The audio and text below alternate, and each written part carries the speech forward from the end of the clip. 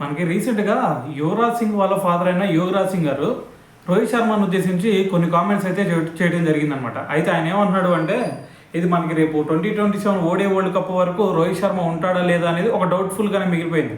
ఎందుకంటే ప్రస్తుతం అతని ఏజ్ చూసుకుంటే 37 ఇయర్స్ ఉంది. దాని తర్వాత 2027 ఓడే వరల్డ్ కప్ ఇంకా 2 ఇయర్స్ ఉంది దానికి. అంటే అప్పటికి రోహిత్ శర్మ ఏజ్ వచ్చేసరికి 39 ఇయర్స్ అయింది కదా. మరి అప్పటికి అతను ఫిట్గా ఉండాలి, దాని తర్వాత అతను ఫామ్ కూడా కోల్పోకుండా మొత్తం కూడా సెట్ అయ్యి ఉండాలి. మరి ఇప్పుడు ప్రజెంట్ చూసుకుంటే ఐపీఎల్ ఒకటి ఆడుతున్నాడు, దాని తర్వాత ఓడే మ్యాచ్లు మాత్రం రోహిత్ శర్మ ఆడుతున్నాడు. మరి ఇదంతా దృష్టిలో పెట్టుకొని చాలామంది అనుకుంటుంది ఏంటంటే, మరి అతను బయటికి వెళ్ళే సిచ్యువేషన్ ఏమన్నా వచ్చిద్దామని చెప్పేసి అందరూ ఆలోచిస్తున్నారు. అయితే ఇప్పుడు యువరాజ్ సింగ్ దీని గురించే మాట్లాడాడు అనమాట. అయితే ఆయన అంటుంది ఏంటంటే, ఇప్పుడు రోహిత్ శర్మ గురించి ఎవరికి ఎటువంటి డౌట్స్ అవసరం లేదు, ఎందుకంటే తనలో చాలా టాలెంట్ ఉంది.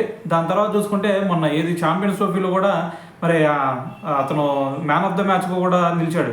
దీన్ని బట్టి అర్థం చేసుకుంటే అతని టాలెంట్ ఏ విధంగా ఉంది, దాని తర్వాత అతని ఎబిలిటీ ఏ విధంగా ఉంది అనేది.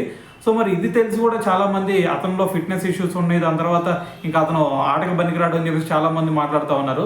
దీనికంటే సిగ్గు చేయటం ఇంకో విషయం లేదు.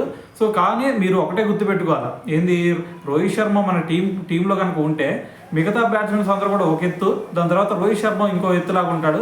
అంత భరోసా ఉండిద్ది టీంకి రోహిత్ శర్మ కనుక ఉంటే. కాబట్టి మీరు అందరూ కూడా ఇండియన్ టీం తరఫున కోరుకోవాల్సింది ఏదన్నా ఉందా అంటే అది రోహిత్ శర్మ ఫిట్నెస్ మీద కాన్సన్ట్రేట్ చేసే విధంగా మీరు సూచనలు ఇవ్వండి. రోజుకు ఒక 10 కిలోమీటర్ల వరకు పరిగెత్తే విధంగా తనకైతే సలహాలు ఇవ్వండి.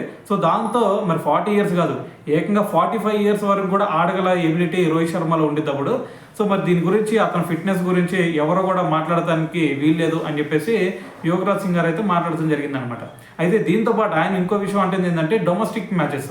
మరి డొమెస్టిక్ సీజన్లో రోహిత్ శర్మ ఖచ్చితంగా ఆడి తీరాలా అంటే ఆడితే చాలా బెటరే, మంచిగా ఉండేది. ఎందుకంటే అతనికి మ్యాచ్ ప్రాక్టీస్ అయ్యింది, దాంతోపాటు ఫిట్నెస్ ఇష్యూస్ కూడా ఏమి లేకుండా ఉంటాయి.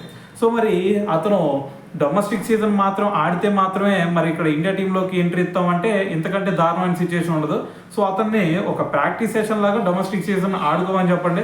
అంతేగాని అది ఆడితే మాత్రమే ఇక్కడ తీసుకొచ్చి ఇండియా టీంలో ఛాన్స్ ఇస్తామని చెప్పేసి ఎవరు కూడా అనటానికి వీల్లేదని చెప్పేసి యువరాజ్ సింగ్ గారు అయితే దీని గురించి మాట్లాడటం జరిగిందనమాట. మరి ఇదంతా విన్నారు కదా. మరి యువరాజ్ సింగ్ గారు చేసిన ఈ కామెంట్స్ బట్టి మరి మీరేమనుకుంటున్నారు అనేది కూడా తెలియాలి కదా. కింద కామెంట్ చేసేయండి.